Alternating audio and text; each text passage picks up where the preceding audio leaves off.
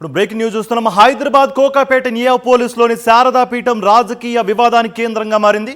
BRS ప్రభుత్వ హయాంలో ఇక్కడ పీఠంతో పాటు ఆలయ నిర్మాణానికి 2 ఎకరాల స్థలం కేటాయించారు. అర్ధరాత్రి పీఠం వద్దకు వెళ్లిన రెవెన్యూ అధికారులు పోలీసులు స్వాధీనం చేసుకునే ప్రయత్నం చేశారు. పెద్ద ఎత్తున పోలీసులు చేరుకోవడంతో పీఠం సమీపంలో ఉద్రిక్తత నెలకొంది. విషయం తెలుసుకున్న మాజీ మంత్రి హరీష్ రావు బీఆర్ఎస్ నాయకులతో కలిసి శారదా పీఠం వద్దకు చేరుకున్నారు. రాజశ్యామల అమ్మవారి ఆలయంతో పాటు పీఠాన్ని పరిశీలించారు. ప్రజాపాలన అంటే ఇళ్ళు గుళ్ళు కూల్చడమేనా అని ప్రశ్నించారు మాజీ మంత్రి హరీష్ రావు. దేవాలయాలను కూల్చడమే కేసీఆర్ ఆనవాళ్లు లేకుండా చేయడమే పనిగా పెట్టుకుంది కాంగ్రెస్ ప్రభుత్వం అంటూ ఆగ్రహం వ్యక్తం చేశారు. రాష్ట్రం సుభిక్షంగా ఉండడం సీఎం రేవంత్ రెడ్డికి ఇష్టం లేదా అని ప్రశ్నించారు. ముఖ్యమంత్రి అల్లుడికి కేటాయించేందుకు భూములున్నాయి, కానీ మఠాలు ఆలయాలకు ఇచ్చేందుకు కష్టం వచ్చిందా అన్నారు. ఇక ఓఆర్ఆర్కు కిలోమీటర్ లోపల మైనింగ్కు అనుమతి ఇవ్వద్దన్న ఆదేశాలు ఉన్నా రేవంత్ రెడ్డి అల్లుడికి ఎలా కేటాయించారని ప్రశ్నించారు మాజీ మంత్రి హరీష్ రావు.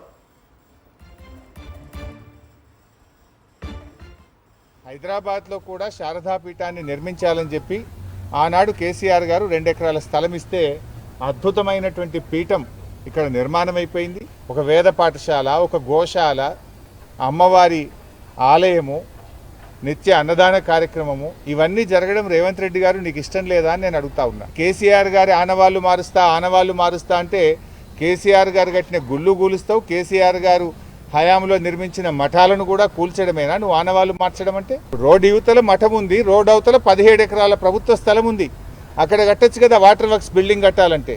అదేమో నీ అల్లునికి అప్పచెప్పినావు. సర్వే నంబర్ 239, 240లో భాగ్యలక్ష్మి మైన్స్ అండ్ మినరల్స్ వారికి మేము 10 ఎకరాల భూమి కేటాయించామని చెప్పారు. కేటాయించింది 10 ఎకరాలు, కబ్జా పెట్టింది 17 ఎకరాలు. మేము రాగానే ప్రశ్నిస్తామని, దొరికిపోతామని ఎంఆర్ఓ, గిర్దావరి, పోలీసులు అంత పారిపోయింది. ఆ రేవంత్ రెడ్డి కంటే లేకపోవచ్చు, దేవుడు అంటే విశ్వాసం ఉందో లేదో నాకు తెలియదు.